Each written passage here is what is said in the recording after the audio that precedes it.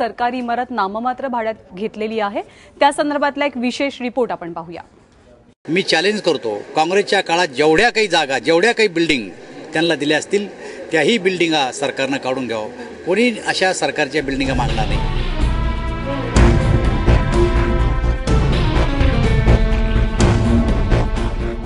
रावसाहेब दानवेंचं वक्तव्य म्हणजे बगड्याचा काव आहे।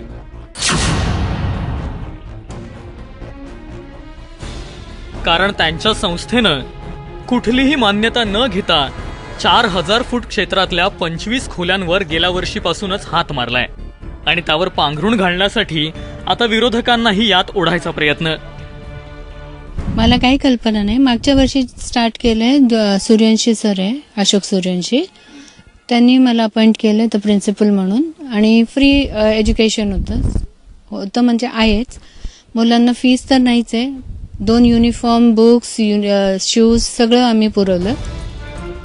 दानवेंनी ताब्यात घेतलेल्या इमारतीचा मुद्दा बाहेर आल्यावर शिक्षण मंत्री विनोद तावडेंनी लोकसत्ता दैनिकाला खुलासा दिलाय। इमारतीचं नुकसान होऊ नये म्हणून केवळ वर्षभरासाठी ती भाडेतत्वावर देण्याचा निर्णय घेण्यात आलाय। केवळ दानवे यांच्याच संस्थेला नव्हे तर काँग्रेससह अन्य पक्षाच्या नेत्यांच्या संस्थांचीही मागणी असून त्यांनाही इमारती देणार आहोत। मात्र वर्षभरानंतर या सर्व शाळा स्थानिक जिल्हा परिषद व नगरपालिकांना हस्तांतरित करणार आहोत। सरकार ज्याप्रमाणे खासगी इमारती शाळेसाठी भाड्याने घेते तेवढेच भाडे या संस्थांकडून घेतले जाईल।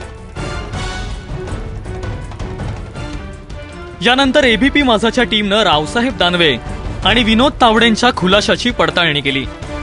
त्यात जालना जिल्हा परिषदेच्या प्रस्तावाचं पत्र हाती आलं। दानवेंच्या मोरेश्वर शिक्षण संस्थेनं 6 एप्रिल 2017ला नाममात्र भाड्यानं इमारत ताब्यात मिळावी असा अर्ज केला।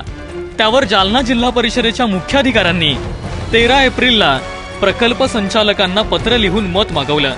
त्यावर अद्याप निर्णय झालेला नाही। पण त्यापूर्वीच दानवेंनी इमारत ताब्यात घेऊन मराठवाडा इंग्लिश रेसिडेन्शियल स्कूल सुरू केलंय। सध्या इथं 315 मुलं निवासी शिक्षण घेत आहेत। काँग्रेस राष्ट्रवादीच्या काळामध्ये 2003 साली काढलेल्या एका आदेशानं यापूर्वीच शिक्षण सम्राटांना महाराष्ट्रातल्या अनेक सरकारी इमारती ह्या आंदण देण्यात आलेल्या आहेत आणि म्हणून आता टिवटिवाट करून दानवे आणि तावडेवरती टीका करणाऱ्यांना किती नैतिक अधिकार आहे हा प्रश्न असला तरी सुद्धा दानवेंना इमारत देत असताना जालना जिल्हा परिषदेचा ठराव का नव्हता? शिक्षण विभागाचा विरोध शिक्षण मंत्र्यांनीच का डावलला? आणि बाजारभावाप्रमाणे दानवेच्या संस्थेला भाडं का नाही आकारलं जात हे प्रश्न आहेतच। आणि दानवेचीच शिक्षण संस्था का हाही मुद्दा आहे। एबीपी माझाच्या टीमनं पडताळणी सुरू केल्यावर संस्थेनं कमाल केली। रात्रीतून माझाच्या कॅमेऱ्यात कैद झालेले शाळेचे बोर्ड छटवले। दानवेंच्या संस्थेला इमारत मिळावी यासाठी शिक्षण मंत्र्यांनी विशेष लक्ष घातल्याची चर्चा आहे। 2003 सालच्या शासकीय निर्णयानुसार जिल्हा परिषदेच्या इमारती खासगी संस्थांना देणं बेकायदेशीर नसलं तरी नियम आणि अटींची पूर्तता का टळली हा प्रश्न उरतोच। राहुल कुलकर्णीसह रवी मुंडे, एबीपी माझा, जालना।